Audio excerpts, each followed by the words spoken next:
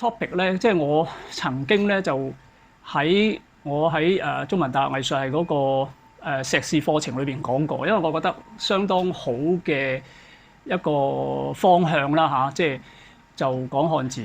咁其實我做咗另一個 PowerPoint 咧，就係專門課呢度嘅。咁就不過大同小異，不過起碼第一版咧就係寫明係聖賢書藝社主辦嘅，咁所以冇辦法要逼大家做下碩士生啊，所以呢一塊版咧就即係用咗呢一個啦嚇。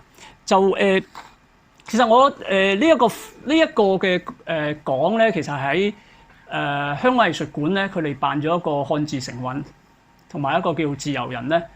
其實我係做咗一個講座咧，係幫佢哋講嘅。但係其實呢個最早咧係2006年咧，我係幫一個藝術學院講過一次類似，不過我後嚟將佢再重新加咗好多嘢啦。咁然後咧就喺藝術館幫佢哋講過。咁當時咧就好可惜咧，就即係我自己花咗成幾個月時間去預備啊。咁但係好可惜咧，就係當日係紅雨啊。咁咧就只有30個人嚟聽。咁我肯定相信大家應該冇聽過嘅，所以我後嚟咧都得30個人嚟聽。咁我諗住今次講呢一個課題應該對大家會有興趣因為大家都係寫書法啦。咁而我呢個課題就從一個再闊啲嘅基礎去講漢字書法。咁事不宜遲，咁我哋開始啦。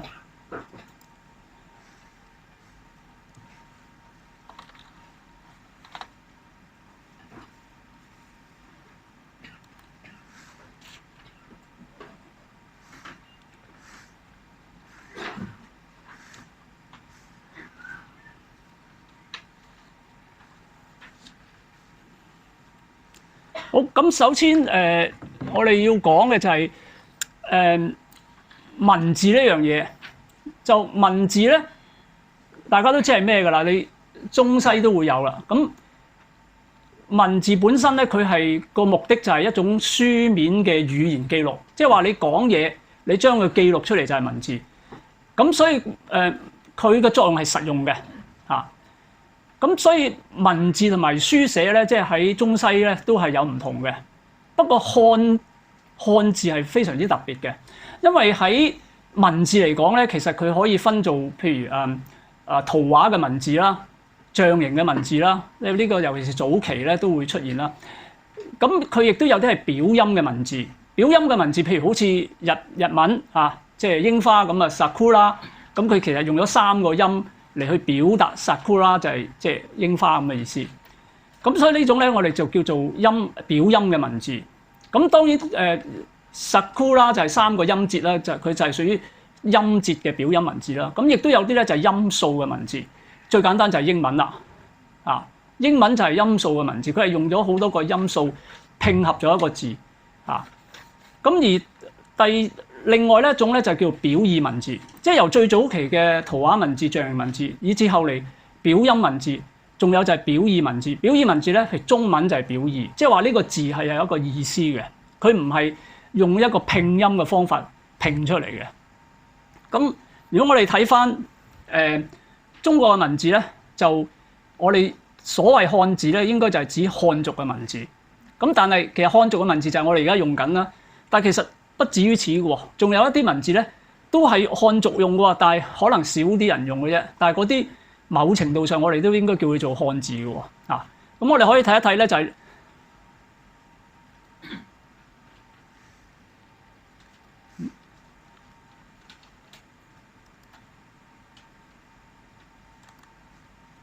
嗱呢一個咧，其實就主要俾大家睇到咧，成個世界咧，其實譬如漢字咧，其實唔係最早添㗎。譬如早期啲咧，就喺中東地方嗰啲羯克文字嗰啲以至係埃及嗰啲嘅文字咧，都係好早嘅文字。埃及咧就更加多咧係圖畫性文字嚟嘅，即係成個字係一個圖畫咁樣嘅。咁而漢字咧就即係相對嚟講係比較厚一啲嘅。如果你睇翻嗰嗰啲顏色啊，即係而家紫色咧就係最早噶啦嚇，一路到即係漢字係排到呢度嘅啫啊，咁所以我哋講話3000年啦嚇，咁其實確實幾多咧，即係都仲需要再論證嘅。咁好啦，我哋啱啱講漢字就係我哋而家寫嗰啲漢字啦。咁但係譬如好似呢種咧，其實咧係呂書，呂書係湖南嘅安永嘅地方咧，當時有好多嘅婦女之間應用嘅文字，你可以當係好似一啲密碼文字咁樣啦，即係佢哋女性之間互相傳遞到嘅啊。咁佢都係屬於漢族嘅喎，係嘛？咁某程度呢啲都係漢字嚟嘅喎。如果我哋講漢字嘅書法嚇，咁呢個咧就大家可以睇到啦，即係有埋釋文啦嚇，即係風送花香紅滿地，雨知春樹碧連天。你信我冇寫錯啦，因為我係揾到安永呢種呂書文字嘅字典裏邊去揾出嚟嘅。咁而呢對聯咧，本身係一對我哋叫做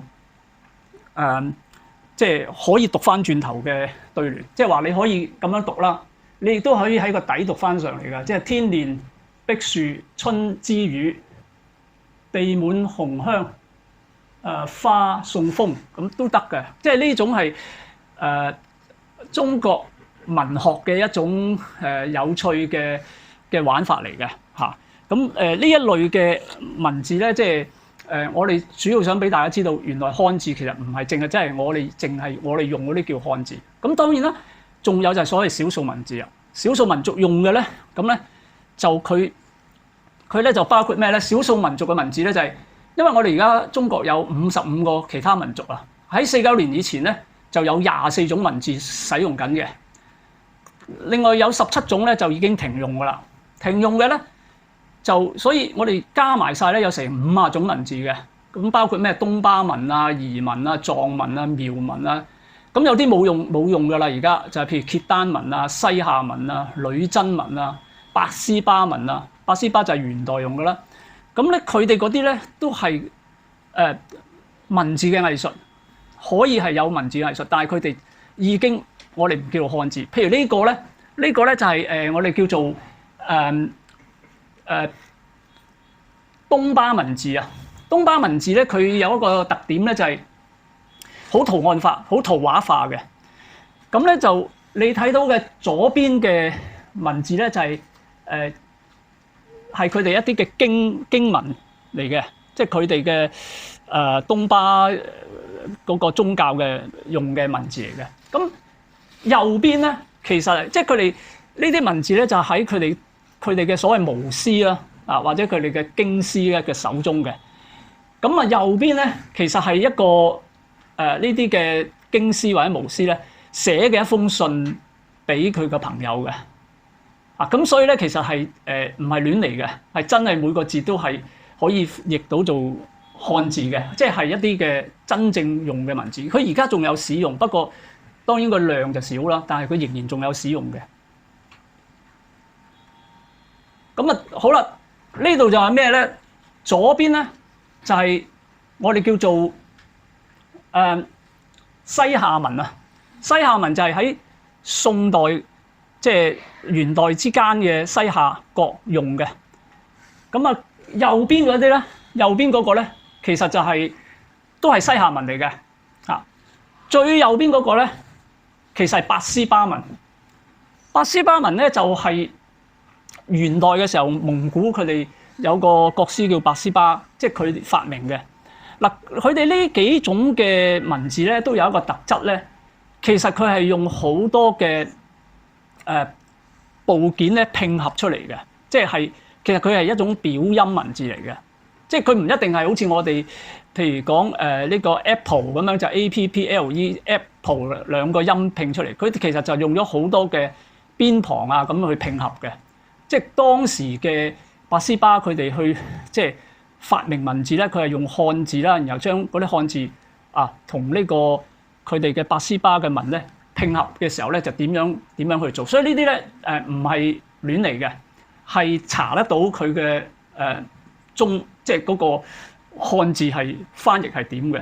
我自己都都整緊一個西夏文嘅同埋一個八思巴文嘅印章啊。咁因為八思巴文都喺印章度有用嘅，咁我就整緊個唐啦。咁我查到個唐字係點寫啦。咁啊我又查到個印點寫，所以我而家整緊嘅聖印咧就唐印兩個字啊。明唔明啊？即係佢八思巴都係咁樣嘅方式。而家雖然冇用嘅，即係冇用到嘅，而家冇流行咁用嘅，但係喺古代嘅呢啲嘅研究啊，同埋一啲字典咧，其實我哋都仍然仲可以揾到呢啲八思巴文。所以如果你有興趣將你個姓名想揾個八思巴，你都可以揾到出嚟㗎，或者西夏文都可以嘅。咁你睇到中間嗰個，你睇得大啲，你睇得更清楚咧。其實你依稀都見到好似好多部件咁樣嵌合咗啦，有啲交叉，有啲一個繁剪。咁所以呢啲咧，其實都係當時已經失效，而家唔用，但係當時仲有嘅。咁仲有譬如契丹文啊嗰啲都有。咁所以如果我哋講文字嘅藝術咧，咁呢啲少數文字都係有佢嘅藝術。譬如呢啲你睇到寫成對聯啦，或者寫成一首詩都可以噶嘛。咁啊，又譬如呢個日本嘅平假名、片假名咧，其實佢都係受中國嘅影響嘅。所以咧，你見到咧，譬如我哋日本有50音啦，R A E O U 譬如 R 字咧，即係個安字啊，佢係用咗安字嘅草書嘅寫法，就寫成個即係 R 嗰個寫法。咁啊，譬如 R 字嗰個咧，佢其實就用咗佢個部首嚟變成。所以日本咧，其實佢嗰啲50音咧，根本就係嗰50個音係用咗中國嘅文字嘅某啲偏旁啦，就代替咗寫出嚟嘅。咁除咗呢個之外咧，仲有越南文都係咁嘅。越南嘅文字亦都係用一啲唔同嘅部首。其實你會覺得咧幾似先頭八思巴啊，或者嗰個西夏文一樣，佢哋都會用咗好多部件咧，將佢嵌合變成一個文字咯。咁啊，現代嘅創作裏邊咧，有個叫做徐冰嘅咧，就玩呢啲咁樣嘅文字嘅方法嚟做一啲所謂當代嘅藝術。譬如咧，佢呢個咧就係用英文寫嘅書法嚟嘅。咁咧就譬如呢個咧嗱，如果你大家睇下咧，右邊嗰度咧，好似三點水再做個七字啦嚇。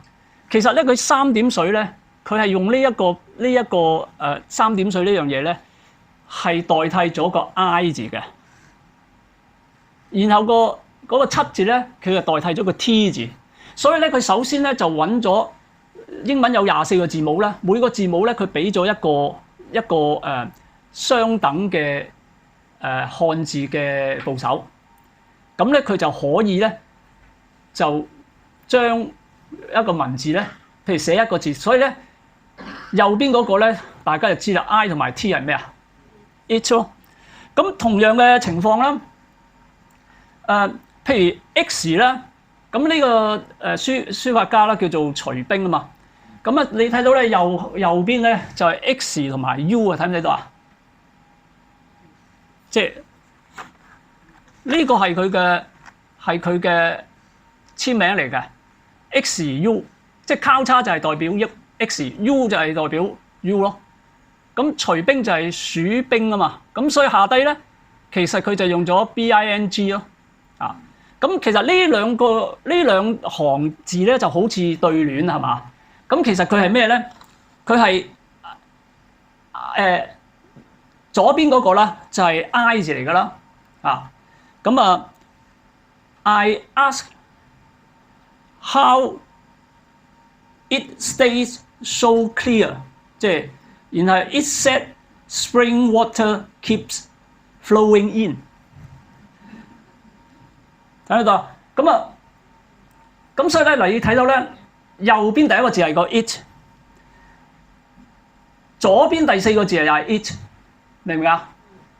咁所以左邊嘅第4個 it 啦，第一個字咧就係 I 啊嘛，第二個字係咩 ？ask 咧就係 ASKED 啊嘛，所以佢一個好似人字一畫就係個 A 字咯。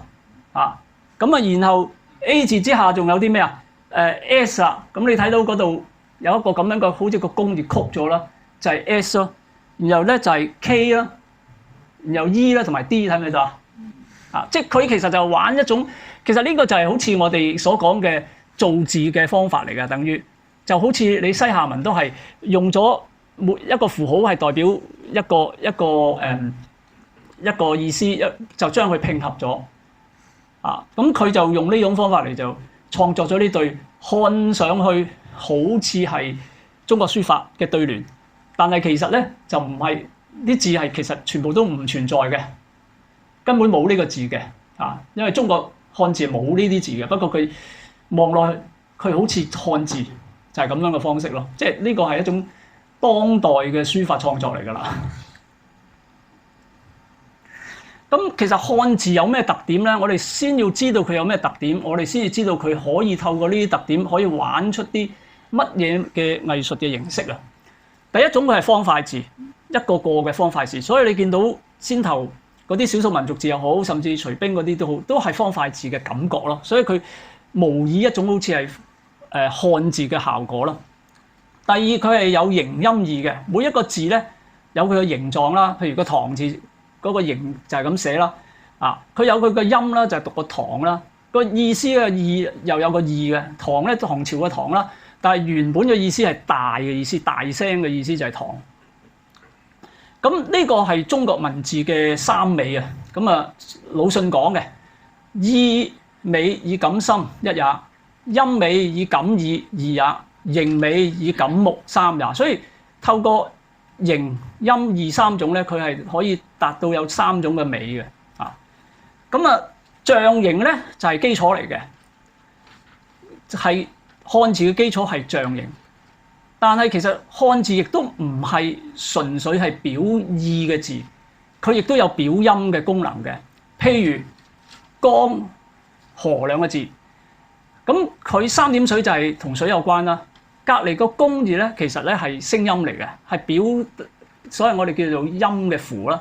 三點水係意符啦，所以咧江就係公咁嘅音啦，河就係三點水做個可啦。咁個可咧其實係表音嘅，咁呢啲我哋叫形聲字啦嚇。咁所以咧其實漢字咧佢係象形為基礎，但係佢亦都有表意，亦都同時有表音。不過呢個表音就唔係拼音嘅功能。即係呢個就同拼音文字有啲唔同。咁而漢字嗰個構成有所謂六書啦，呢個咧我哋好快咁睇一睇啦。譬如日月就係好象形嘅，指示就係上下啦。譬如嗰個一畫嘅上高，咪即係上高啦，即係一畫就好似一個地啦，地嘅上高有一個短畫就係指示佢就係一個上啦。咁所以咧一畫嘅下低有個短畫咧就係下咯。咁呢啲咧，我哋就叫做即係指示啦。咁譬如個刀字，刀嘅時候咧有一點嘅，其實就係指個刀嗰個鋒嘅位，所以咪印咯。即係呢啲就係叫做指示字啦。咁亦都有所謂會意啦，會意係將兩個意義咧拼合出嚟所做嘅。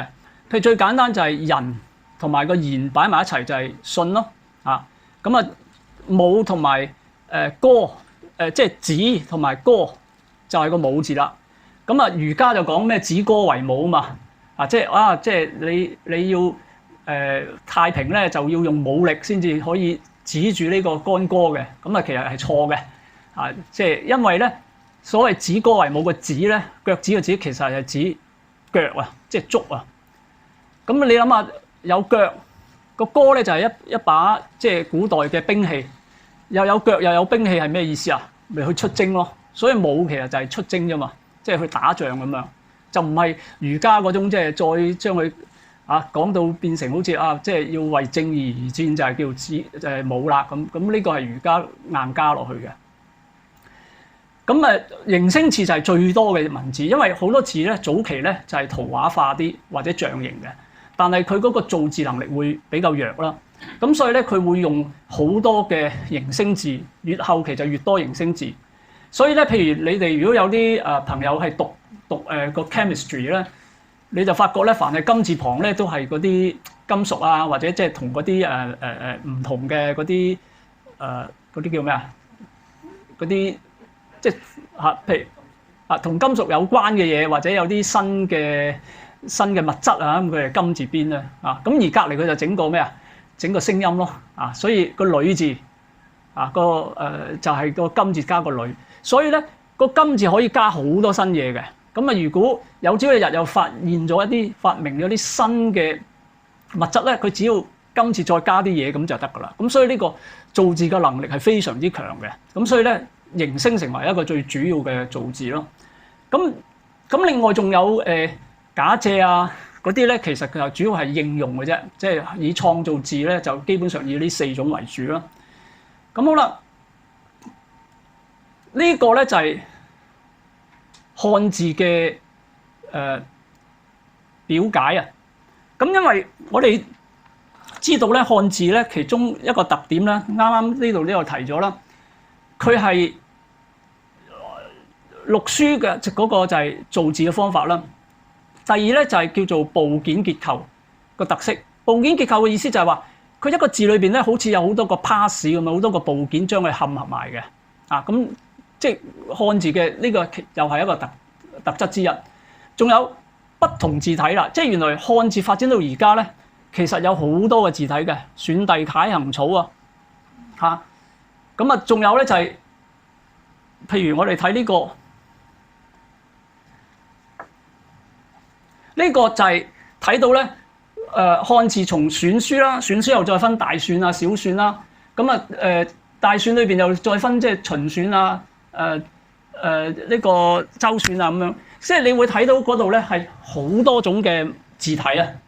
咁呢個咧喺聖賢書係寫出嗰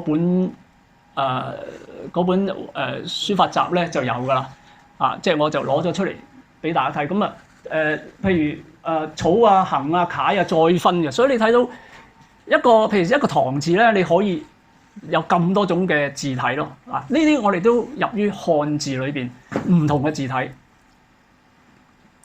咁好啦，仲有啲咩特點咧？漢字嘅仲有一種我哋叫異體字。異體字嘅意思咧就係異體字嘅意思就係佢一個字，但係有好多種形體嘅。好多種形體嘅，譬如個唐字可能有幾種嘅寫法嘅。我哋講緊嘅唔係唔同嘅字體喎，係同樣一個字咧，佢都可以有異體字。譬如喺魏晉南北朝個唐字咧，個寫法係咁嘅，都係楷書嚟嘅喎，佢係，但係佢都可以有唔同嘅異體。我呢種我哋叫異體字。咁異體字咧就因為中國嗰個即係地方好闊啊，同埋朝代嘅各種嘅更替咧，就會出現咗呢啲異體字，即係同一個字有唔同嘅寫法，係唔同寫法，唔係字體啊，係唔同寫法。呢種我哋叫異體字。咁啊，除咗異體字，仲有咩啊？同音字啦，一個字可以有同樣嘅即係讀法即係好多個字都讀同一個音嘅咁呢啲亦都係。即係好多啦，仲有就係同形字啦，就係一個字可以有唔同嘅讀法喎。譬如音樂嘅樂字，佢可以係樂，又可以係快樂嘅樂，明唔明啊？咁呢個我哋就叫一字多音咯而同音字就係指好多個字同一個音嘅咁呢個就更多啦。呢啲咧你會覺得係麻煩嘅嘢嚟嘅。第一，異體字咧，你哇咁啊好麻煩喎，唐字有幾種寫法，所以咧。對於行政嘅觀念咧，就盡量要減除晒，最好係唔好有異體字啦。咁哇同音字又係喎，咁我講一個字出嚟，原來咧嗰個你理解同我理解唔一樣喎，因為佢同一個音啫喎同形字都係咁嘅情況。咁但係喺書法藝術或者喺文字藝術上咧，即係喺文字藝術上咧，呢啲其實又係佢好玩嘅地方咁所以咧，即係呢個變咗咧。不利於行政，但係利於藝術嘅創作啦。譬如呢個就係異體字嚟嘅。左邊咧，即係大家應該唔識噶啦。其實左邊咧係任頭生白髮，右邊咧就放眼看青天。咁呢啲字咧就唔係我作出嚟嘅，係古代真係出現過嘅。即係古代曾經個任字咧就係咁寫過嘅喎。啊，呢啲我哋就叫異體字啦。咁某程度都幾有趣喎。譬如生白髮咧就係一個框，然後有個出，即係就好似生出嚟嗰個咁樣嘅意思。白髮咧佢一個白都唔夠，佢兩個白嚇。咁所以呢個咧就係我哋叫異體字。異體字咧其實都有利於創作嘅喎。嗱，譬如中間嗰個咧係我寫嘅瘦金體啦。咁呢個即係藝術館收藏咗啦，嗰陣90幾年收藏。咁你問我咧，我覺得 OK 啦，但係我唔覺得好好嘅喎。咁但係當時佢收藏係因為好大個啊，每個字都咁大個嘅。咁啊，瘦金體一般啲人以為寫細細個啫嘛，點會寫咁大個咁收藏？但係你問我咧，呢個唔算係我嘅創作，因為我都係寫緊瘦金體，都係寫緊宋徽宗啫嘛。咁點先至係我嘅創作咧？就右邊我覺得先算係我嘅創作啦。右邊咧其實就係用咗異體字，不過用咗瘦金體嘅筆法，再加入行書嘅寫法，融合咗寫出嚟嘅。咁啊，所以譬如第一個東風暗換年華，咁個東個風咧就係凡加個蟲，咁佢嘅寫法就可以變成係嗰個異體嘅寫法，就係東風啊。咁啊，譬如左邊係西月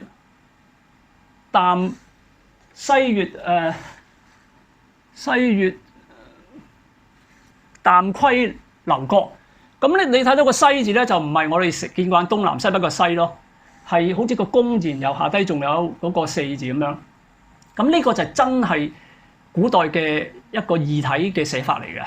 咁所以而家呢一對咧，你問我會覺得藝術館應該同我換翻去咯，啊，即係因為呢個先至係我嘅創作咯，啊，咁所以異體字係可以作為一種嘅處理，譬如異體字，而家我呢啲寫法係楷書啊，即係左邊異體字都可以寫行書嘅喎，係嘛？可以寫草書，可以寫隸書都得嘅喎，啊，只要你知道佢嗰個異體係點樣嵌出嚟，你用隸書筆法寫咪得咯。其實可以有好多呢啲有趣嘅嘢玩嘅嘛。咁好啦，漢字構成嘅藝術，我哋今日而家進入到明白咗漢字嗰個特色，而佢呢啲特色咧係可以構成好多好多嘅藝術嘅。嗱，最簡單漢字嘅藝術文學咯，因為每一個字都有一個音，有一個義，咁就係我哋寫文學，佢好多時一句一首詩又好，一首詞又好，佢有聲音有音律，佢亦都有意義嘅，有意思嘅。床前明月光，咁呢5個字有音，亦都有一個每個字之間有一個意思而構成一個圖畫咁。咁呢個就係文學上，所以咧漢字的藝術咧其實好重要，就係所謂文學，此其一。咁除咗文學之外，用漢字嘅形狀，我哋講有形音義啊，又即係話喺視覺上，佢又可以發展咗好多嘅表現嘅出嚟嘅藝術。我哋最熟悉嘅就係咩啊？書法啦，因為佢係用漢字嘅形寫出嚟啊嘛。仲有嘅篆刻啦，係嘛？篆刻都係用咗漢字呢種嘅形體，然後去造成嘅一種藝術咯。仲有第3種刻字藝術啦，譬如你揾個石頭，或者你揾塊木板，將個文字刻落去，咁我哋叫做刻字藝術。佢係一種50年代開始由日本開始發展出嚟嘅一種藝術啊。咁所以呢3種咧都係喺從視覺上我哋睇到嘅漢字所表達嘅藝術。好啦，我呢度想講嘅咧就係文學咧，我就唔講啦，因為唔係我專長啦。但係原來文學上咧有一啲嘅玩法咧，其實都幾需要係視覺先至能夠完成喎。嗱，當然我哋就咁睇一篇床前明月光咁，你就讀晒佢就得啦。但係原來有一啲嘅文字咧，佢組合出嚟咧係需要視覺先至能夠顯示出嚟喎。咁我反為咧，我就想喺呢度咧就講少少呢樣，因為佢都係一種視覺藝術嚟嘅。雖然佢係文學，咁咧就當然啦，我哋講詩啊文啦，咁好啦，同音字即係用諧音呢樣嚟玩呢種嘅方式啦。譬如呢個大家都應該幾常見啊，高朋滿座啊，佢用咗同音個高字，其實就係食嘅嘢高嚇，明唔明啊？即係呢啲其實而家玩好多嘅嚇，用好多呢種同音，然後有另一個意思嘅嚇，咁呢個係必須要整咗出嚟，你先至能夠做到呢個效果咯。咁好啦，仲有咩咧？同音字唔同嘅寫法。咁呢度咧就係我先頭講嘅樂啦，即係樂咧係可以有音樂，亦都可以有快樂嘅意思嘛。隔離咧就係朝啦，朝頭早嘅朝啦，亦可以係朝見嘅朝啦，係嘛？所以朝同埋朝都係同音同一個字啊，即係一字多音嘅做法啦。咁譬如呢一個咧，佢呢啲咧係譬如右邊嗰個讀法咧就係，我就用咗7個異體字，右邊7個都係個樂字或者個樂字嚟嘅，左邊係7個朝字，又或者係朝字啊。咁因為如果唔係嘅話咧，其實呢對聯係寫咩咧？係第一個樂咧就係樂樂樂樂樂樂樂，即係音樂係令人快樂嘅，音樂係令人快樂嘅，樂樂都係令人快樂，即係所有嘅音樂都令人快樂嘅，所以樂樂樂樂樂樂樂，得唔得？左邊咧就係朝頭早去朝上朝，朝朝朝朝朝朝朝，即係朝朝都要上朝。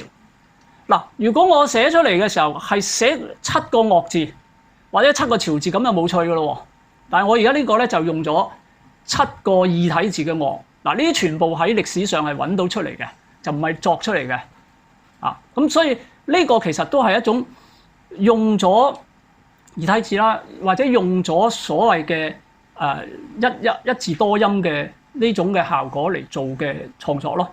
啊，咁啊除咗呢個之外，仲有好多㗎，譬如呢個所謂同一字多音啦。咁仲有一啲咧就係佢可以出現一啲比較有趣嘅，譬如我哋叫神字體，亦都所謂我哋叫做圖畫詩咁啊。神字體同埋圖畫詩，嗱呢個咧就蘇東坡最早嘅時候都做出嚟嘅。咁佢即係嗰個歷史唔講啦。其實佢係點咧？佢係又叫圖畫詩嘅原因就係呢度其實係一首詩嚟嘅，不過佢用文字嘅結構嚟去玩出一種嘅趣味咯。咁啊，我唔知你識唔識讀啦。第一個亭咧係非常之長嘅，所以咧就係長亭。跟住咧咩景啊？短景啦。跟住咧個畫字冇咗個人，無人畫。第二句個腦係特別大啦，腦大。個拖係點啊？橫拖。然後咧個竹節嗰個竹咧係瘦嘅，好幼好瘦嘅，所以腦大橫拖瘦竹節。跟住個手字係啦，回首斷雲，個雲字斷咗嘛。跟住咩啊？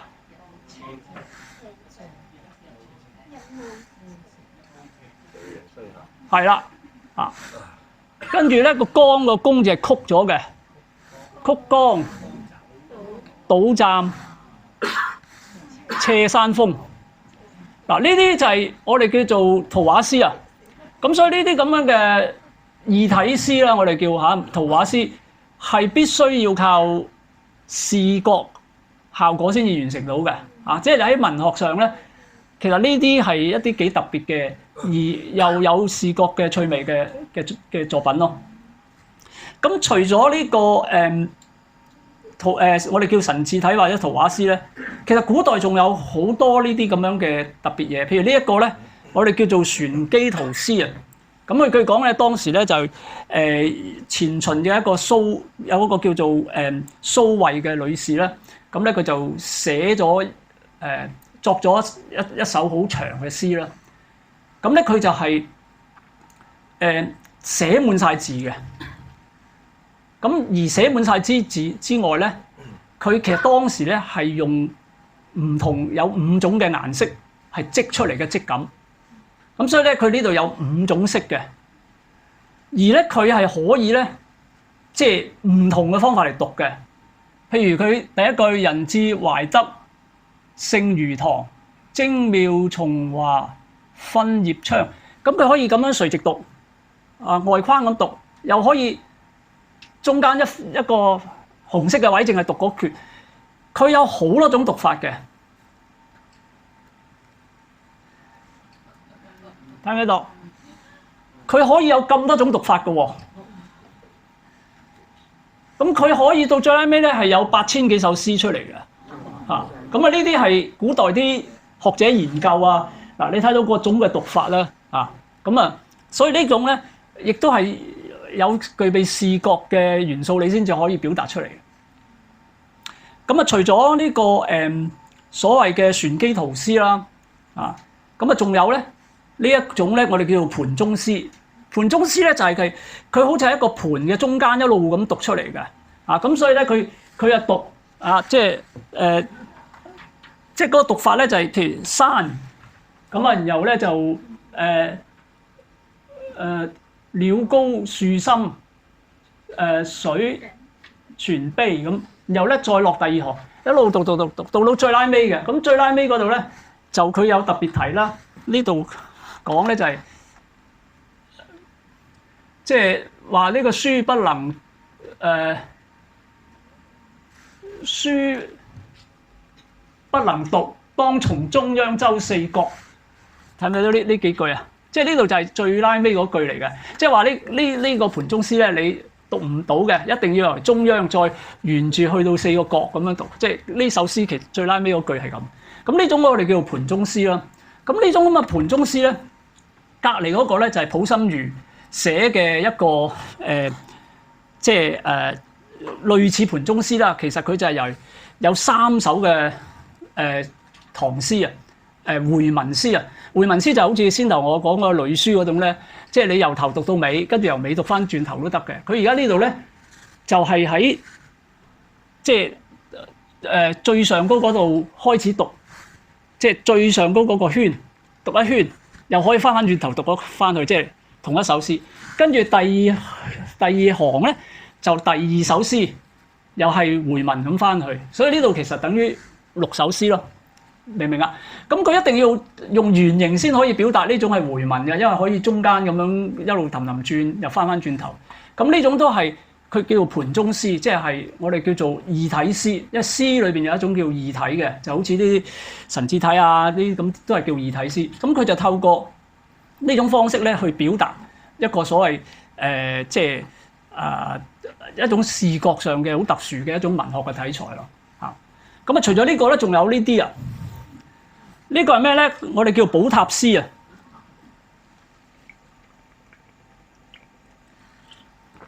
寶塔詩咧，其實就係開始咧就1、2個字，第二個句咧就2個字，跟住3個字，一路咁落，所以即係變成一個寶塔形。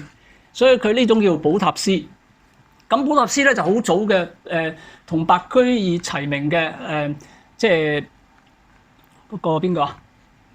元稹咧都有一首寶塔詩，就係講茶嘅，講茶嘅，即係茶又點樣一路落嘅咁樣啊！我記得你哋啲會員好似有一位係即係經營茶啦，可以用即係好似一個寶塔咁樣，即係好出名嘅嗰首詩啊，講茶，即係1個字茶，然後咧就咩金香乜咁一路去到下低。咁啊右邊嗰個咧亦都係溥心畬嘅，咁佢就將一個唔知係心經咁樣咧寫晒出嚟。咁我唔知啦，即係而家可能都有人做類似嘅嘢啦。譬如一個十字架咁啊，寫咗成個經文咁樣寫晒出嚟，咁都可以係嘅喎。即係佢呢個就寶塔形啫。咁你總之你抄得到佢整齊可以，咁都可以嘅喎，係嘛？咁啊，仲有呢種咧，我哋叫做文字畫。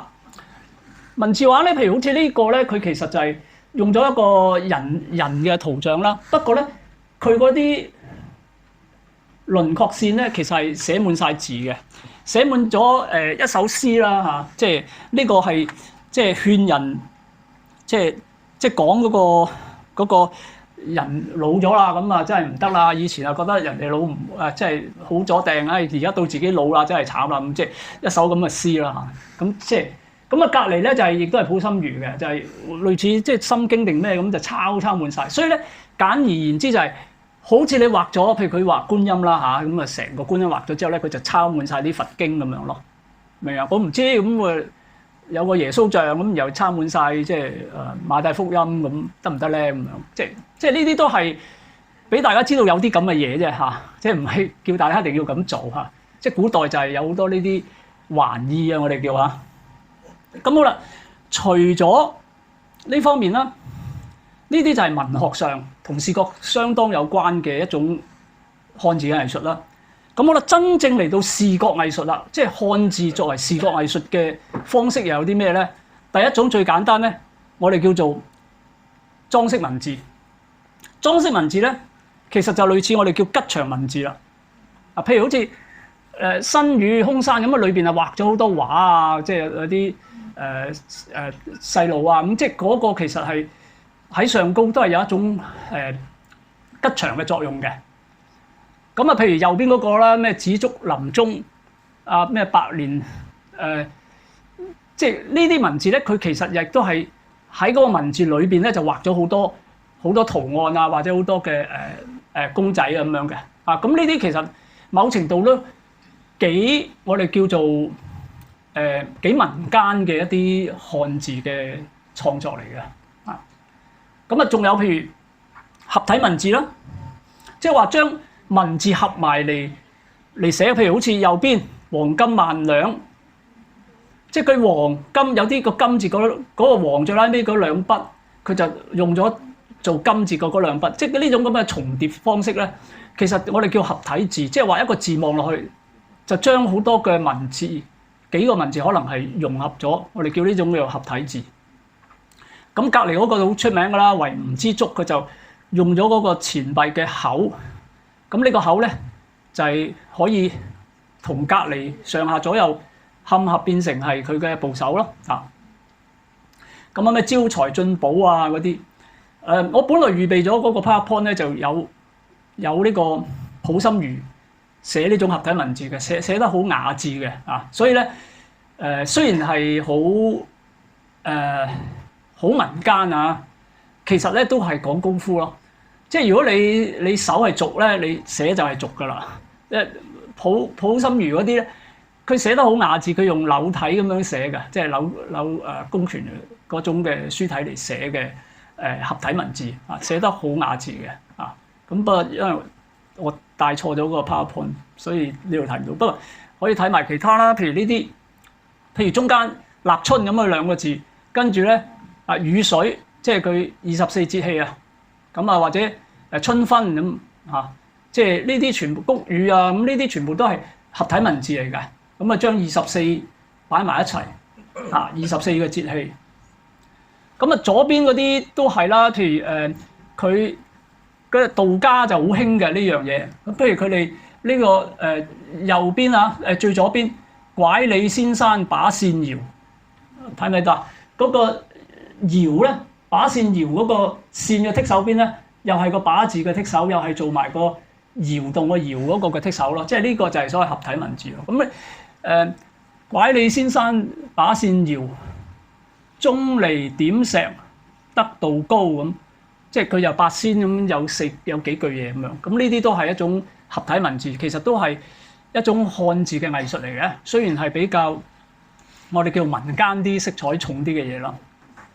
咁就溥心畬都寫過呢一對對聯咧，就我懷疑係假嘅，喺藝術館即係一個展出過啦。啊，當然佢都括住係傳啦，但係我亦都喺網上揾到同樣呢首詩寫同樣嘅嘢，喺台灣嘅一個畫廊收藏嘅。咁嗰個我覺得機會係大啲。咁佢其實咧就將佢嗰首詩咧就係將個合體寫咗出嚟嘅。咁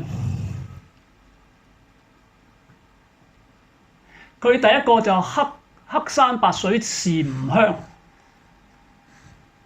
喺呢度啊，即係第一個字係黑山白水，然後咧第二個字就係吾鄉。佢其實係一首係一首詩嚟㗎，即係佢講佢嘅即係出生啊，佢即係嗰個出生咧就仲有就係咩幼時也曾見君王，因為佢係皇族嚟㗎嘛，啊，即係呢度幼時也曾見君王啊，賜名子咩親母，賜名輩啊，賜呢個賜啦，賜名輩子嗱，賜名輩子，然後就親長母，西山養聖韓玉堂，佢個書齋名叫做韓玉堂啊嘛，佢又叫西山日事啊嘛，啊咁佢呢度其實係一首敘述佢嘅生平嘅一首詩嚟嘅。咁我睇到網上嗰個咧就寫明喺漢城嗰度寫嘅呢首嘢，送俾朋友嘅。咁呢個咧就可能係有啲人攞嚟覺得好玩，就寫就當係即係假冒咁啦嚇。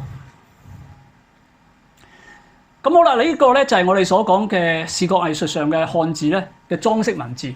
咁第二個大類咧就係選刻藝術啦。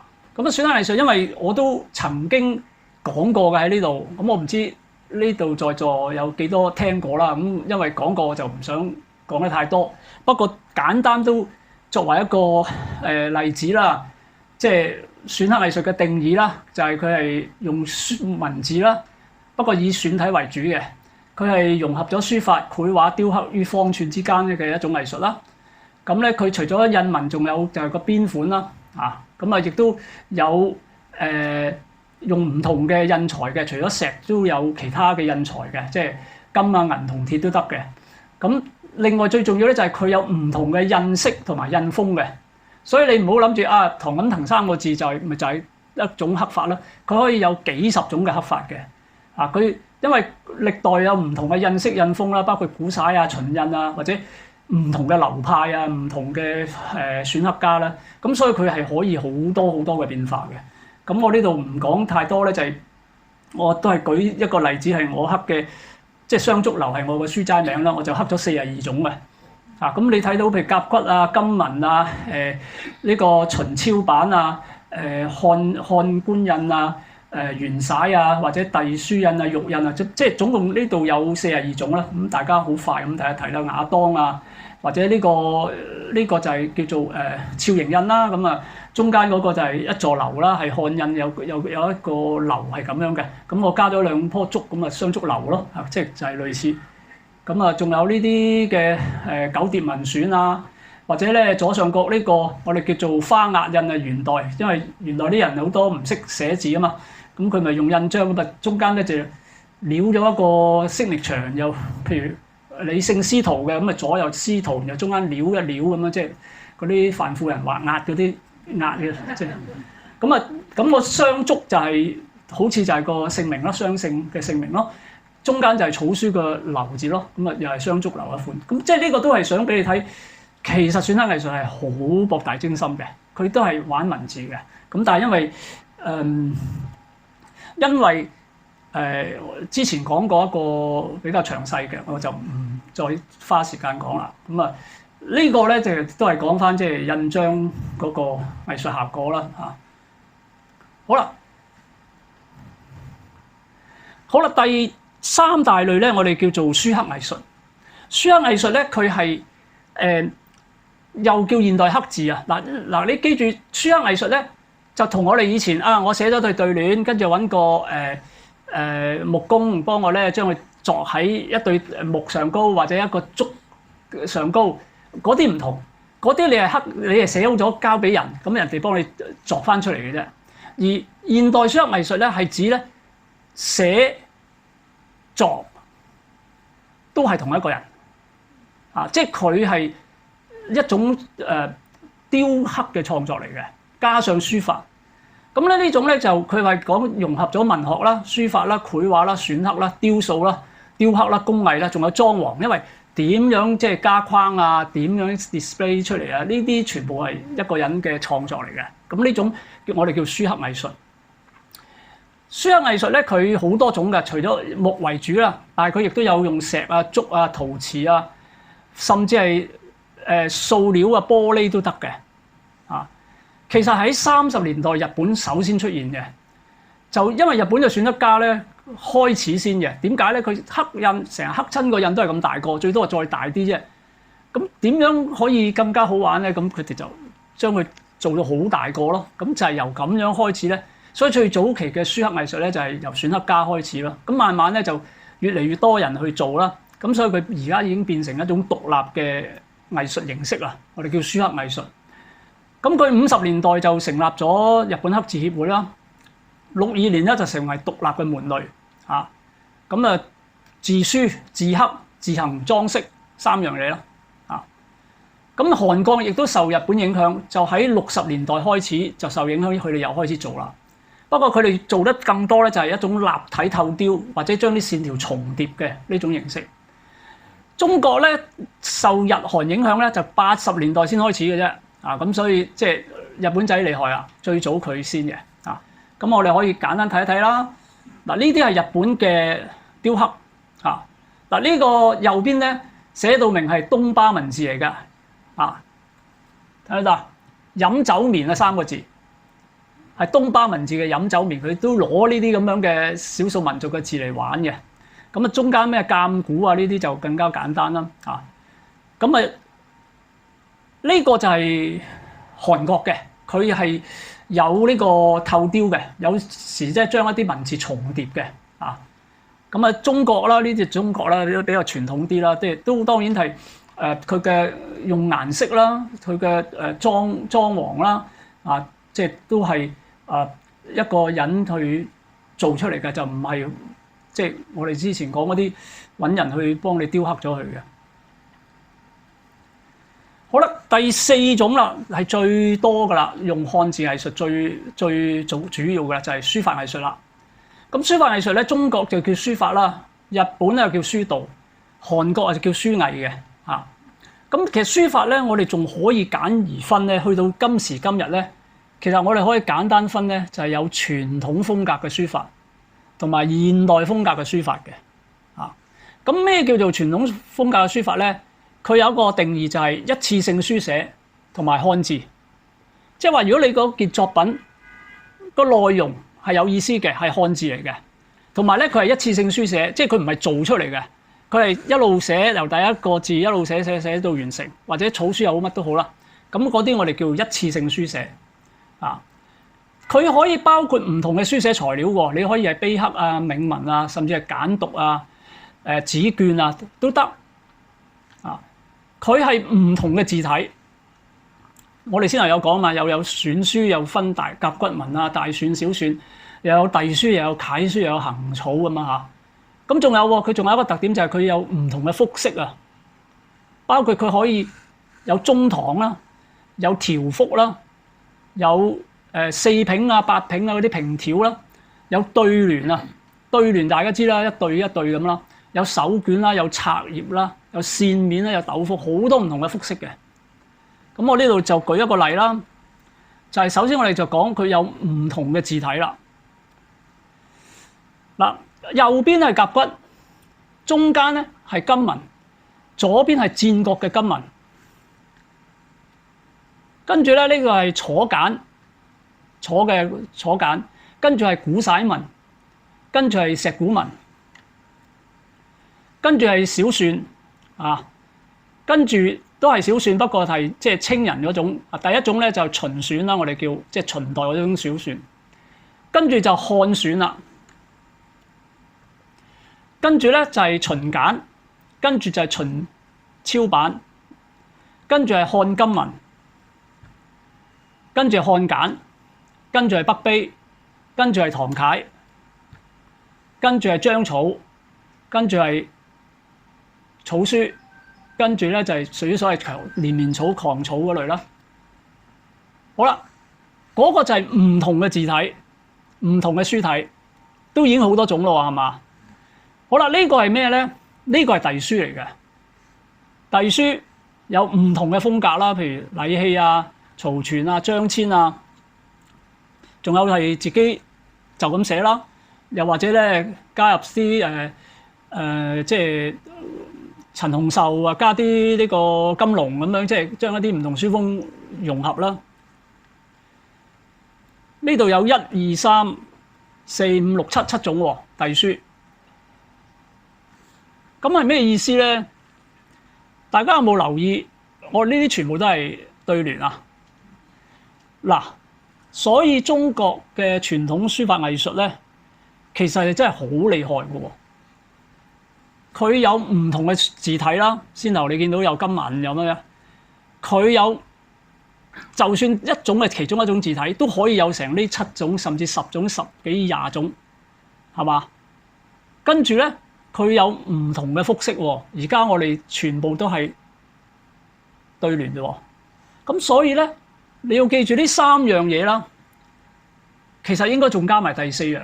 佢有唔同嘅材料喎，譬如你先頭睇到有啲用金啦，用銀啦，用瓦當紙啦，用絹啦，用布啦，嚇。所以呢度其實有4個類別咧係乘喎，唔係加出嚟喎。譬如你個字體有20種，跟住咧你嘅複式咧有15種，你係20乘15喎，明唔明啊？你唔係20加15喎。所以呢4樣嘢係乘出嚟，你諗下佢嗰個變化可以有幾大？呢個就係傳統書風嘅藝術啦，啊！所以有排玩咯，我哋成日講緊就係好啦。第二類咧，我哋就叫現代書法。現代書法或者叫現代風格嘅書法，佢仍然係保持咩咧？一次性書寫，同埋都係漢字，只係佢喺筆法啦、題材啦、結構啦，或者嗰啲 texture 肌理啦、色彩啦、章法咧，作出一啲嘅改變或者係突破啊！咁其實呢種所謂現代嘅書法咧，又係日本仔開始先嘅。佢喺1921年咧，有一位書法家叫做比田井天來啊，佢係提出咗咧書法咧應該分開實用書同埋藝術書兩種嘅。實用書就係實用用嘅，藝術書咧就係以藝術為目的嘅啊。所以喺30年代咧，佢有好多嘅追隨者咧，就構上一種非字非畫嘅作品啊，即係好似書法，但係佢又有畫嗰個趣味嘅。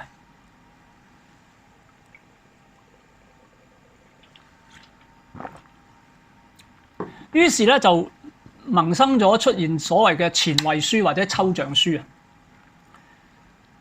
咁佢哋嘅用嘅咧，就有啲係用漢字寫啦，有啲咧係用假名啦、日本嘅字啦。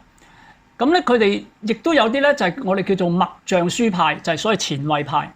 前衛派咧就有好幾個啦，咩比天井南谷咧，其實係比天井天來嘅仔嚟嘅啊。咁啊，仲有咩大澤雅優啊、上田桑溝啊、井上有一啦，佢哋都係50年代飛升歐美嘅，因為歐美好早接受呢種現代嘅融合咗所謂抽象嘅嘢嘅一種藝術啊。咁第4大類咧就係用小字掃書派啦。咁佢哋係一張畫咧，就一張作品咧，就可能寫2、3個字嘅啫，或者1個字嘅。咁第5種咧就係近代斯文書派，就係話佢又叫新調和派，就係話將一啲日本嘅即係和詩啦，即係嗰啲詩歌咧，假名啊咁樣嚟寫書法嘅。咁即係有呢五種大類啦。咁我哋可以睇一睇啦。譬如呢個就比田井南谷，呢個咧係作品9殿第2，咁佢好似一張抽象畫咁樣嘅，係嘛？佢係一次性書寫嘅喎，都係啊。咁啊，仲有呢個啦，大澤雅優呢個叫做大法無法，即係話佢哋將佢提升到一個係佢哋叫墨象派啊，係一種話所謂已經係一種即係抽象嘅處理嘅方法啦。咁啊，仲有呢個咯，上田桑溝。咁有一啲咧就仍然你會依稀睇到嗰個係寫咩字嘅，有啲咧個字已經睇唔到噶啦，即係已經係一種好似抽象畫嗰種嘅趣味。咁你話咦咁同抽象畫有咩唔同啊？不過佢哋仍然想保留一啲書法嘅特徵喺裏邊，包括筆觸或者一啲嘅乾濕，就希望佢同西方嘅抽象畫係有分別。啊，或者所謂東方嘅色彩喺裏邊。咁啊呢個啦，井上有一啦，咁啊呢個係個骨字嚟嘅。咁你想象下啦，好似寫咗個骨字，不過啲墨化埋晒。咁咧就第二種就係小字派啦。呢個係我即係成日啲學生咧，我教佢哋好傳統嘅嘢啦，教啲非常之古典嘅嘢。咁佢成日都覺得啊，唐生啲嘢都係傳統嘢啊。其實唔係㗎，我都中意現代嘅，只要佢係好。嗱，呢一張係我少數覺得好正嘅現代作品。呢個咧就寫咗崩壞兩個字，寫咗崩壞兩個字。嗱，點解我會覺得係好咧？第一，佢嗰啲用筆嘅筆意係好好嘅，啲提按啊、輕重啊好。第二咧，你留意下佢成個字嗰種嘅虛實啊，邊啲重、邊啲序位同邊啲虛同埋鬆嘅位咧，係好 harmony 嘅。即係你會睇到咧，即係呢啲嘅重位啦，同呢啲嘅重位咧呼應得好好嘅。呢啲位又係呼應得好好嘅。嗰個呢啲外輪廓嘅留白咧係留得非常之好嘅。即係話從現代畫、現代嘅抽象畫嚟講係一種好好嘅抽象畫。從書法嘅用筆用墨亦都係非常之有筆意嘅。我覺得呢啲係非常之好嘅作品。但係唔多嘅，的確嚇。但係喺日本嘅呢啲書家咧，都揾到一批好嘅作品嘅嚇。咁啊，譬如好似呢個啦，上善若水都好啦。佢其實你首先當一個抽象畫嚟睇下嗰啲虛實啊、空間咧，其實係非常之好睇嘅啊。咁再加上嗰啲用筆嗰啲線條啊，所以呢啲係好嘅所謂嘅小字派。咁但係我亦都發現咗好多好唔好嘅喎。首先佢寫出嚟咧，嗰張畫個 unity 唔好嘅，即係冇咗一種好統一和諧嘅美嘅。啊，裏邊嗰啲嘅所謂線條咧就又枯啦，又即係唔好嘅。嗰個筆意又冇嘅。啊，嗰啲真係亂嚟嘅，因為佢本身就係渣嘅嗰個人，佢就係見人哋咁做，佢就咁做嘅。所以我哋要分開嚟睇，好嘅作品係經得起琢磨嘅，經得起分析嘅。就算先頭嗰啲墨象派咧，佢哋就算唔係寫嗰啲咧，佢哋都係喺即係一個所謂水墨嘅抽象嘅裏邊咧做得好嘅，一樣有做得好差嘅。所以其實真係要分翻開咯。咁好啦，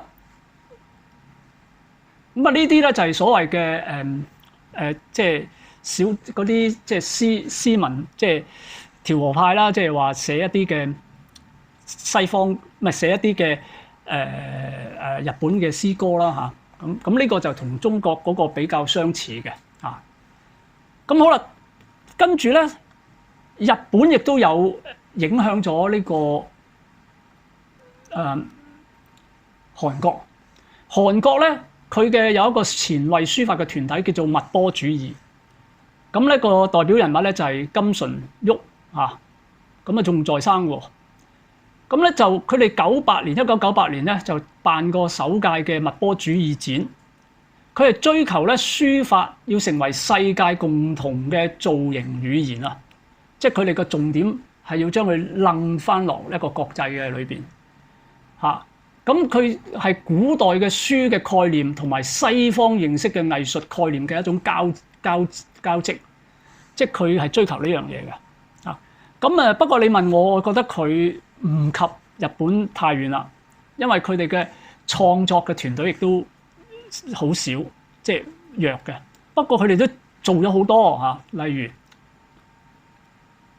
咁呢啲就係佢哋嘅啦。啊，即係呢個係嗰個核心人物做嘅，其實都係同呢個日本有啲墨象派都相似嘅。咁有啲佢就又幫埋繩啊，又加咗呢啲咁嘅嘢啦。啊，咁啊仲有呢啲都係啦。啊，咁啊呢個其實你如果係唔識睇嘅咧，就覺得哇好有氣派喎，好勁喎，哇好蒼茫喎咁。咁但係俾我哋睇，我哋就覺得冇得比咯，同日本即係啱嗰個崩壞嗰個啊，佢嗰個以抽象嘅水平嚟講，其實都唔好睇嘅，即係嗰啲虛虛實實啲位都，以至個筆意咧，其實都爭得好遠嘅啊。咁中國咧，亦都受日本影響嘅啊，所以中國而家成日都講日本幾衰啦，但係似乎日本都影響到幾深喎嚇，尤其是呢個所謂當代書法或者現代書法。咁佢1985年咧，人哋30年代開始啦，50年代已經係好多呢啲創作啦。佢就1985年咧，就喺中國美術館咧就搞咗個叫現代書法首展。不過佢哋嘅所謂現代書法咧，只係好簡單咁將書法繪畫化，同埋將一啲圖解字式嘅創作咯。喺92年咧，就王南銘、魏惠華嘅作品展又喺北京舉行咗。咁咧就好重要咧，就係王南銘咧就推出咗一個叫字球組合啊。咩叫字球組合咧？就係咁啦。佢就寫咗啲字，將佢搓咗去變成一個波。咁就將呢個波咧咁啊累積變咗一嚿嘢咁樣，佢就叫字球組合啦。啊，咁所以其實某程度都幾犀利喎，因為佢92年啊係做咗好多呢啲好西方嘅 installation 好觀念嘅嘢。問題亦都嚟啦，跟住佢冇作品啦。你去到咁盡啦，你再點樣比呢個再先進啲咧？你去唔到噶咯喎，其實，因為佢哋玩呢啲咧就係要即係突破舊有啊嘛。咁好啦，你突破完你而家做咗呢個啦，你點突破你自己呢個咧？你做翻同樣嘅，你自己都接受唔到啊，係嘛？咁所以咧，佢後嚟就冇作品啦，就變咗策展人咯。啊，咁所以呢個亦都係咧搞所謂現代書法嘅困境嚟嘅。啊，呢個係因為佢哋往往係覺得自己係高於傳統書法嘅原因，就係我有突破。但係當佢做咗一個款出嚟，佢點突破自己咧？啊，咁所以呢個就係一個幾有趣嘅事情。咁呢個咧係台灣嘅，即係現代書法啦。咁台灣嘅咧，其實佢嗰個做法都有相似，譬如中間呢個咧，佢係楚簡嘅文字嚟嘅。不過佢將呢個楚簡嘅文字咧，將佢加粗啊、加闊啊、加強勁咗咧，變成好似現代水墨，即係抽象畫咁樣咯。但係佢其實寫翻同樣嘅字嘅，你睇到個月啊、魚啊，係嘛？睇下左邊月魚啊，佢寫到個疏密強烈啲，令到你好似唔覺得係寫緊漢字咯。佢用呢個咁啊做一個所謂新嘅展現方式咯。啊，咁左邊呢個咧係王壯維，係好出名嘅最早一輩嘅即係台灣嘅書法家。咁佢呢個叫亂影書啊，即係話佢寫咗一首詩啦，跟住佢用另一隻淡墨或者用顏色咧再寫一次，重複咗，咁啊好似有幾個重疊嘅層次咯。佢叫做亂影書。咁幾有趣咧，就係呢啲老人家佢都會做一啲新嘢嘅喎。啊，不過啱嘅，佢玩咯，佢偶一為之咯。啊，所以佢大部分咧就唔係呢啲嘅作品，但係我又覺得就係玩下呢啲係冇所謂嘅。但係你主力其實佢都仍然係做翻傳統嘅書法。啊，咁呢個就係佢哋一啲嘅嘗試咯。咁啊，台灣都好多呢啲玩呢啲嘢啦，譬如用顏色嚟寫啦，咩雪月風花啊，咁啊用咗4億啊咁。即係呢啲其實咪小字數牌係嘛？又或者咧將嗰個字寫嘅時候咧，中間黐啲白條啊，令到咧佢中間有啲嘢冇咗啊咁樣啊。又或者咧將嗰個咧即係好似將好多書法 collage 啊，好似我哋講係錦灰堆咧，有一種嘅創作咧，就執一啲爛紙啊或者碑帖嗰啲嘢咧，就將佢疊埋，然後咧將佢描寫畫落一張畫度啊，嗰啲我哋叫錦灰堆啊，喺古代中國都興啊。咁其實嗰啲即係玩呢啲嘢咯，啊，即係佢有一種設計化，或者你當佢有一種觀念嘅趣味咯，啊。咁啊，仲有呢個啦，啊，咁啊用深淺唔同嘅墨色啊咁寫啦，啊。咁啊右邊嗰個將佢立體化啦，啊個神字咁樣立體化咁樣做出嚟啦，啊，即係都係喺平面上嗰個角色各種各樣咁玩啦，同埋佢都係你睇到有漢字嘅，你又睇到一次性書寫啦嚇，所謂嘅。咁呢啲我哋都叫做即係先頭我哋睇到日本啦、韓國啦、中國啦一啲嘅所謂現代書法嘅創作啦嚇。咁好啦，其實後嚟嘅發展咧就再癲啲嘅。咁咧就出現咗咧有啲書法你都唔知當唔當佢係書法嘅，咁所以咧後嚟咧學者咧就將佢整咗個新嘅名稱咧，就叫非書法啊。非書法就係不是書法，不過佢係源自書法嘅作品。喺創作嘅過程，佢嘅形式構成或者佢嘅作品嘅含韻、意義嘅闡釋，同中國書法係有關。咁佢亦都包括唔同嘅媒體創作嘅作品嘅，即係可能啲觀念藝術啊、collage 啊、各式各樣嘅媒體嘅，甚至係 performance art， 即係行為藝術嘅。不過佢同書法有關，所以佢嘅源自書法。佢特別俾個名叫做非書法。咁佢有幾種形式喎？第一種叫做一次性書寫。我哋嘅定義咪係一次性書寫加文字嘅，佢就點咧？仍然保留一次性書寫，但係非文字，即係話佢嘅作品淨係同書寫嘅筆觸有關嘅，但係咧你唔知嗰度寫咩嘅，唔係文字嘅。咁其實先頭我哋睇到嘅日本嗰個墨象派咧，都有一啲係咁樣嘅所以其實呢個咧都係相類似啦咁譬如呢個啦。你睇到咧，佢嗰啲不足性啦，或者嗰啲咁嘅空間啦、處理啦，或者呢個啦，呢啲都我哋都叫做第一種啦，就係一次性書寫佢唔係分咗好多次嘅，但係同時間咧，佢係唔係漢字嘅內容嚟嘅非漢字內容嘅得唔得？咁好啦，呢個係第一類啦，第二類咧。佢非一次性書寫，即係話佢唔係一次性寫出嚟嘅，可能係貼啊，又印啊，又成嘅。佢唔係一次性咁書寫出嚟嘅，但係佢有文字，明唔明啊？所以佢係同文字有關嘅藝術嚟嘅。咁就包括譬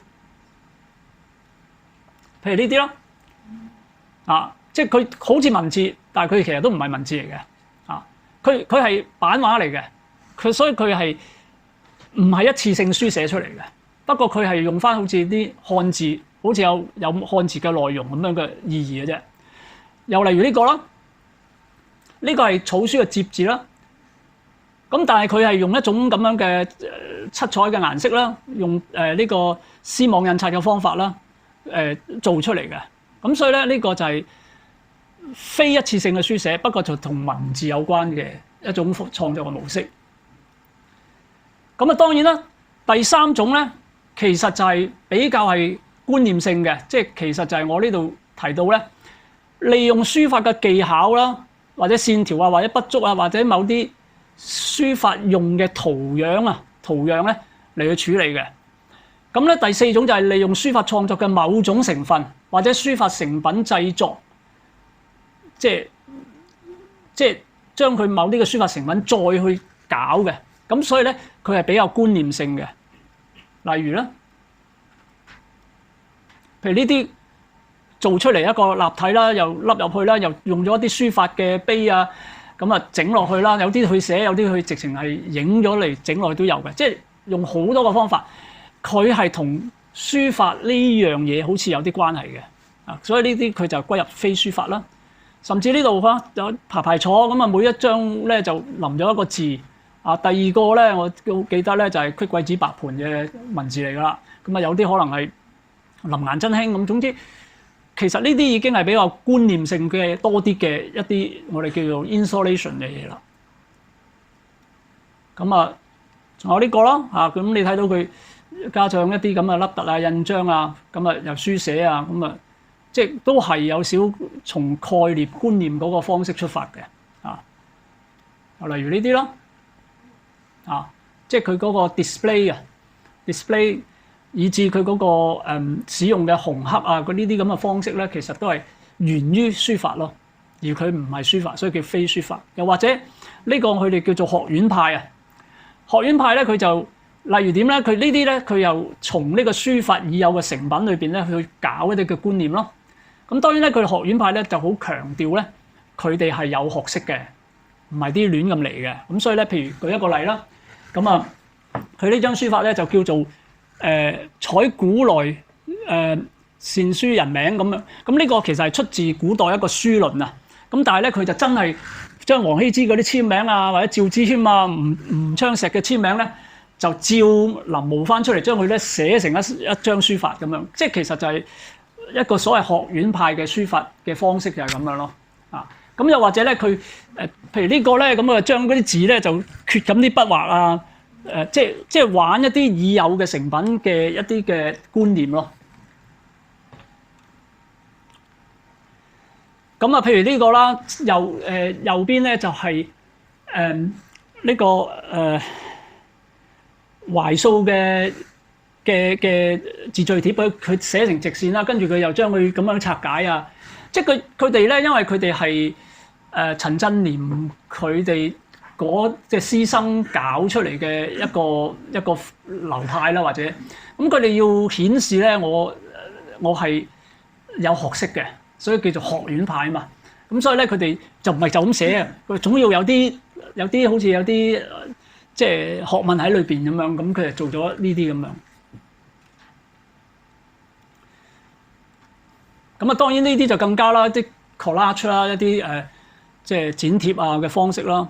咁又或者咧好純觀念喎，譬如呢個都好出名嘅就係臨呢個蘭亭序臨咗1000次，我相信佢臨咗嘅。即係我相信佢有臨咗嘅，咁啊總之咧，佢就臨咗1000次就變成咁啦，咁咯，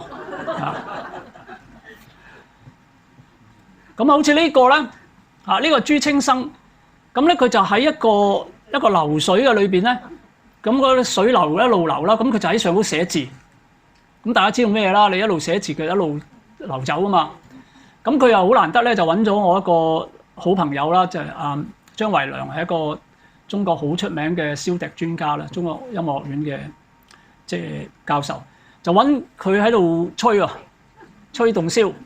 我成日都話要上去揾佢問下佢當日發生咩事啊，同埋佢覺得點啊，係咪真係覺得好現代啊咁樣啊？即係佢最近都退咗休，好朋友嚟嘅呢個。咁啊，右邊嗰個咧就係叫宋東啦，佢就喺上高寫日記，用水嚟寫。即係明唔明啊？呢啲係一個 concept 嘅。係一啲觀念嘅，即係追求呢種趣味嘅。咁當然仲有其他啦，譬如呢個係 performance art 行為藝術嚟嘅。咁啊瞓咗喺度啦，搽到滿身或者寫啲字啦，係喺度碌啦咁樣就咁啊仲有呢啲啦，呢個就係日本嘅書家嚟嘅，就喺個女 model 嘅人體上高寫書法咁我都叫同學練好啲書法啦，唔好刻印啦。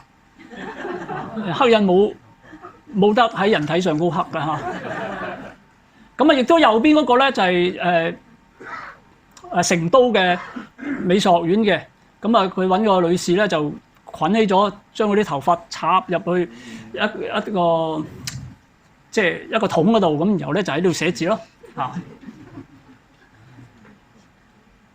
咁啊呢個係咩咧？呢個佢叫做射書啊，就揾嗰啲針筒啊入滿咗墨汁，跟住一路咁擠咁啊仲有隔離呢個咧就叫哮書，一路寫一路即係狂叫啊、哮叫啊，即係佢叫哮書嚇。咁啊仲有呢個叫亂書啊，呢個黃東陵亂書，咁香港佢都有展覽㗎，即係我識佢嘅，因為佢當年嚟中大搞展覽係我幫佢安排添嘅啊。咁佢嗰陣時就冇呢啲嘅，後嚟佢就發展咗亂書，即係咁寫嘅。咁其實你都唔知佢寫乜嘅。咁總之佢就係玩觀念咯，咁所以賣到好貴㗎。係啊，佢啲嘢賣到好貴㗎。咁我唔明啦，即係你都唔知佢寫乜啊？咁同埋你點分辨佢寫嘅亂書同我揾個即係3年班嘅同學亂書邊個？你分到邊個係佢，邊個唔係佢先？如果你分唔到，我使乜用咁嘅價錢買啊？呢個唔使錢送俾我嘅，明唔明啊？即係呢個係亂書，所以係觀念性嘅。仲有呢個叫盲書，就會眯埋眼咁啊，係咁喐，然後個 model 喺側邊就喺度就佢咁樣，咁最撚尾就畫咗呢個出嚟。咁右邊嗰個咧就仲犀利，佢係喺意大利雙年展咧，中國館裏邊咧就搞咗一個書法，咁咧就一個老師同一個學生啦，咁咧佢哋就寫呢個國際歌，即係國際歌，咁啊播埋國際歌嘅音樂啦。咁啊佢嘅學生咧就用佢嘅器官咧夾住支筆咧染呢個紅色咧就寫嘅國際歌。呢個你喺 YouTube 都揾到嘅。咁啊完咗之後咧，佢個老師咧就將剩低嘅墨咧就一嘢咁潑咗上去嗰個即係個會場嗰度啊。咁啊呢啲就係 performance art 啦嚇，去到嗱，咁啊即係講晒啦。其實你睇到咧，由所謂傳統風格嘅書法到呢個現代書法嘅風格，以至到非書法，其實嗰個進程就係咁樣咯。咁我唔知你哋點睇啦，即係你哋點睇啦？即係呢種咁新嘅創作，其實因為你會留意咧，嗰個最大嘅分別咧就係你要揾一啲橋去震撼人咯，係嘛？所以咧你唔夠癲咧就唔得嘅嚇。咁真係要咁癲咧？其實好多方法嘅喎，嗱，譬如佢哋而家就算香港都有啲書家咪話喺個廣場寫大字啊、手舞足蹈啊咁樣，其實咁邊夠癲啫？你應該喺康樂大廈借個牆壁，整條嗰啲鏈，寫個虎字，最拉尾個洞，跟住叫上高放啦嗰個鋼即係鋼絲，咁啊就個虎字咪出嚟咯。乾隆皇當年咪就係咁嘅講法，即係你要諗一啲咧。再癲啲你先至可以成為一個吸引人嘅地方嘛。咁我都有講，你咁樣唔夠嘅，你咧應該咧就飲一啖墨，然後噴出嚟。你話我10分嘅墨咧，我已經吸納咗9分喺我裏邊啦。跟住咧再讓佢咧出咗嚟之後咧就盛載，然後咧揾個箱晾到好高。即係你明唔明啊？你寫翻一篇咁嘅文章，講到佢係點樣出嚟嘅 conceptual art 就係而家玩緊呢啲嘢咯。咁大家講咧會覺得好好笑嘅，但係的確咧係 work 嘅喎，因為咧10個人咧有9個係唔識嘅。佢會係俾呢啲嘢吸引到嘅喎。咁每次咧我講你哋喺度講咧，今次第4講啦，每次我其實都會諗翻一啲。即係同信仰有關嘅嘢，今次咧就似乎冇乜咁啦嚇。即係之前我哋都講好多，譬如我刻印咁，我用啲刻啲即係屬靈嘅語句咁。咁我都有諗，我今次係一個普通嘅講座啊，就係講當代書法啊，定係都係同翻我哋嘅信仰有關咧？咁我就都想分享嘅就係我一路教啊喺大學或者我而家私人嘅學生。其實我都係同佢哋講緊經典。咩叫經典咧？係嗰啲相對嚟講係不變嘅美好嘅嘢，同我哋嘅信仰係一樣。我哋講真善美，書法咧不弄假，其實就係真。追求嗰種書法嗰種嘅美和諧就係美，有益於人就係善。所以我哋一樣係講真善美，同我哋嘅信仰係一樣嘅。我去教學咧，其實我係覺得一致嘅就係好似我哋傳福音一樣，我哋都係要俾啲好嘅所謂真善美嘅嘢俾我哋嘅學生，讓佢哋明白乜嘢叫做真善同埋美。所以有人問我：喂，你喺大學教，你有冇考慮點樣去即係搞啲創新啲嘅嘢啊咁樣？我哋嘅信仰從來都唔講過創新嘅喎，係嘛？因為我哋嘅嘢係有客觀標準嘛。我哋無論我哋嘅為人處事，我哋嘅道德標準喺聖經全部有晒嘅。咁我哋喺書法其實都係類似，所以對於現代嘅書法咧，係我會睇，但係我哋都會睇到。係人嘅墮落嚟嘅，某程度，因為人要高舉自己啊，我要好凸顯我同人嘅唔同，我好有思想，你睇下我諗到呢啲咁樣嘅創新嘅方法，其實已經係好虛假，因為你一路寫字嘅時候，你係想令到人哋覺得你好勁，而唔係你好想去表達自己。所以古代嘅書法冇呢樣嘢，就係一種真善同埋美。呢個書論書執我哋唔講，其實喺裏邊都係講緊書者散也，欲書先散懷抱，任情知性然後書之，都係講你裏邊嘅內心啊。所以我哋仍然講從裏邊去做好自己嘅修養，然後你去書寫表達你個內心咯。佢冇做作嘅成分嘅，所以好嘅作品，哪怕最出名啦嚇《蘭亭序》，哪怕係祭侄文稿，其實都係好真摯嘅寫得，因為佢冇諗住我寫嘅時候咧，我點樣震撼你嘅喎，佢係為自己嚟去書寫啊嘛，咁所以或者寫呢啲比較搖曳一啲嘅如果你睇到呢個花氣帖啦呢個黃庭堅嘅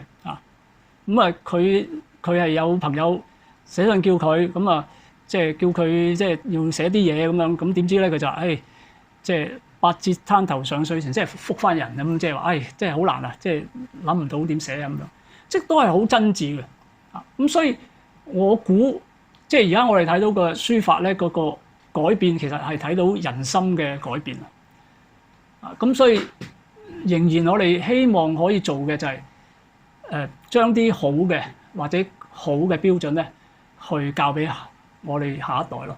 咁呢個所以朋友有啲問我，即係你教學又好，你做創作又好點解你唔諗多啲新啲或者爆炸性啲嘅嘢咧？我話諗到係點咧？諗到你就出名啲啦，咁人哋又覺得你好勁啦，你好特別啦。但係唔重要喎，天地都要廢去。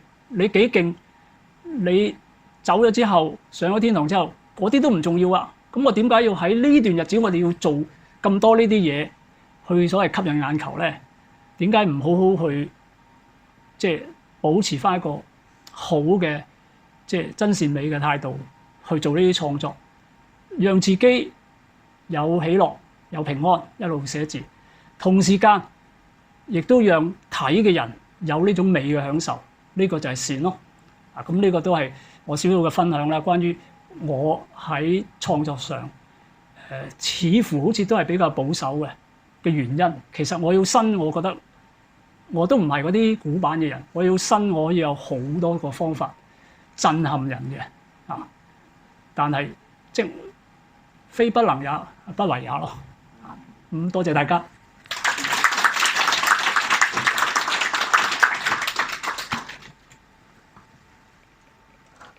非常多謝唐教授今日咧，真係好詳盡嘅分享亦都咧係指引咗我哋咧，其實對於書法嗰個創作咧，其實應該點樣行咁呢個儒家思想有殺隱行怪，佢哋而家有好多人咧，其實都係想走呢條路，行啲古靈精怪嘅嘢咁樣嚟到係吸引人嚟到係增強佢個爆炸力咁到底呢一種做法嚟講咧，值唔值得咧？我哋去學效法咧咁樣想問大家有冇咧啲問題想喺呢個時候問唐教授嘅？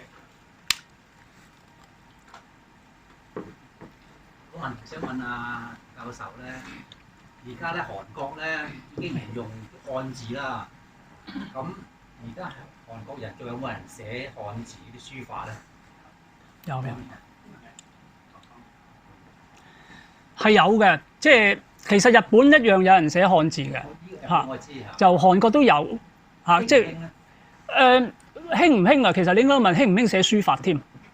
係咯即係就算韓國佢都有寫韓文嘅書法嘅不過相對嚟講，其實搞書法嘅人的確已經係少咗好多咁我估呢個就唔理佢係咪寫本國文字定係即係寫漢字其實都係少嘅即係因為始終呢個時代咧，其實搞現當代藝術嘅人係多啊！你搞翻咁古典嘢係唔多嘅。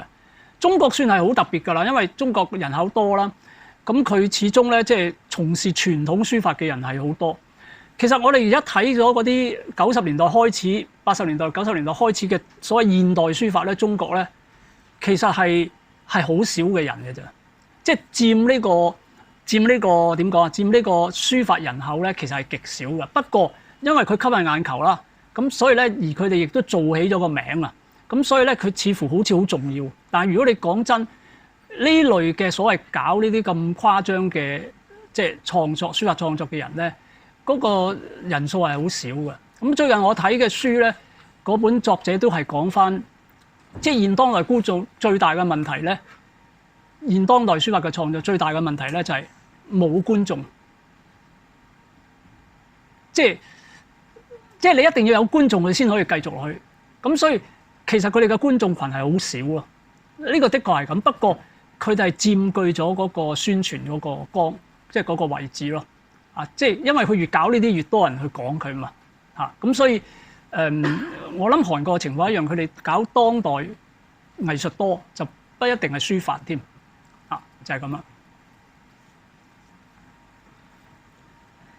我想問一問唐教授，因為我好少見而家中國嘅書法係全部用簡體字嘅，寫新書法即係傳統書法嘅人都係寫翻即係我哋呢啲繁體字嘅。你覺得會唔會有人會用咗簡體字嚟表達書法咧？我相信唔會嘅嗱，因為其實繁體字佢本身咧個特點就正正咧有繁有簡咯。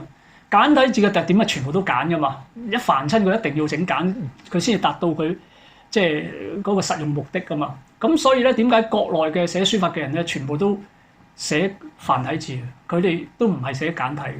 咁所以我哋都更加咯。咁我哋成日都遇到好多問題咧，我哋收嘅國內嚟嘅研究生咧，always 咧佢哋交嘅論文咧，成日都要你知道佢係過嚟咧，其中一個 comment 咧。你寫定都冇錯啦，繁簡嗰個即係要處理翻咯喎，因為佢哋就咁撳掣，將簡體字變繁啊嘛。但係有一啲係唔得噶嘛，譬如個蟲字咁，佢變咗做鬆字唔得噶嘛，佢可能蟲就係蟲咯，就唔係鬆咯，即係有呢啲咁嘅情況咯。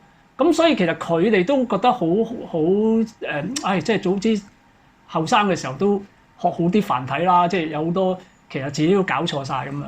咁所以我覺得。但係因為我哋都講啦，即係書法咧係藝術嚇，佢唔係寫字，寫字咧係實用嘅。咁你話將來會唔會變到香港人都係寫字都係用簡體咧？我覺得唔奇嘅。但係作為書法藝術咧係不變嘅呢樣，因為一定係用翻繁體，所以一句子裏邊有繁有簡有疏有密，呢個就係書法其中一個特點啊嘛。咁你全部都係得5筆3筆到5筆嘅，咁你都係好木獨嘅。所以某程度日本書法咧，即係都有呢個困難嘅，因為佢用50音咧，咁佢全部都係兩三下咧，咁佢哋亦都會有呢個弱點咯。所以佢哋嘅如果寫日本詩咧，嗰啲假名詩嗰啲咧，所謂飛語啊，即係飛句啊嗰啲咧，佢比較好嗰啲啊。多數都係比較疏朗啊，比較優雅嗰啲啊，因為佢全部都係得3幾筆嘅啫嘛，咁呢個亦都係影響咗佢嗰個創作咯，其實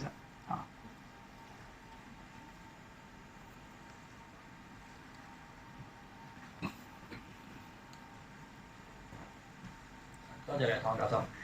我想問嘅問題咧，同頭先位師兄係差唔多。係。我嘅睇法咧就係喺越南，佢而家用嘅文字咧已經係羅馬化咗。咁對佢哋嘅，其實我唔知越南嘅文字係點樣嘅之前，咁佢哋係咪用我哋漢字咧，定係佢哋將嗰啲漢字係變咗咧？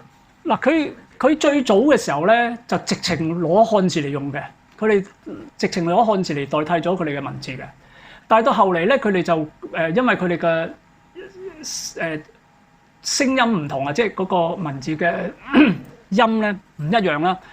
咁咧佢哋就後嚟咧就將漢字咧嗰啲部首咧就好似日文咁樣咧係拼音化咗，不過佢哋叫做南，口字做個東南西北個南啊，嗰啲叫做南文啊，就係即係所謂嘅即係越南嘅文字咯啊，咁所以佢哋都轉咗落去嗰度，因為呢個咧係方便佢哋即係行政上啊，即係話實用性嘅，就同我哋先頭講，即係其實最早嘅日本其實都係用漢字代替晒㗎，不過佢後嚟發明咗個50音啊，跟住佢慢慢就改咯啊，咁越南都係咁樣嘅情況咯，佢就後嚟就變咗用咗啲拼音文字就咁樣啊，咁啊韓國都係啦啊，韓國都係用咗呢個方法咯啊。我仲有第二條問題嘅，譬如頭先你提及到啦，咁而家有啲畫作啦，有啲即係你睇完之後都唔知講乜嘅。因為我自己發覺到咧，譬如唔單止喺書法上，其實我哋去歐洲嘅好多現代抽象派畫之後，睇完之後咧，我覺得我3歲嘅時候都好似畫過類似嘅嘢喎。咁我嘅問題就係想問下，究竟我哋會唔會擺，尤其是大學冇辦法啦，大學因為要教書，咁其他譬如博物館啊，應唔應該擺咁多資源去收藏呢類型嘅創作啊？你問我咧就即係嗱，我哋應該咁樣講啦，即係當代藝術咧其實係五花八門嘅。咁咧的確有啲我未必認同嘅，有啲我又覺得係好嘅。啊，佢即係真係要識得係去分辨咯。咁而大部分咧其實即係某啲嘅創作咧，佢係有佢嘅道理嘅。嗱，譬如我哋先頭講呢個隨兵嗰啲，其實佢係成功嘅某程度。佢又唔係真係亂嚟嘅，佢係真係有一個比較完整嘅觀念，同埋無論係乜嘢嘅藝術咧，我始終秉持一個標準就係襟睇啊！即係佢一定要有喺技術上有嗰種嘅美咧，令到你係覺得襟睇咯。所以我記得嗰年咧，我去呢個梵高博物館啊，即係喺荷蘭。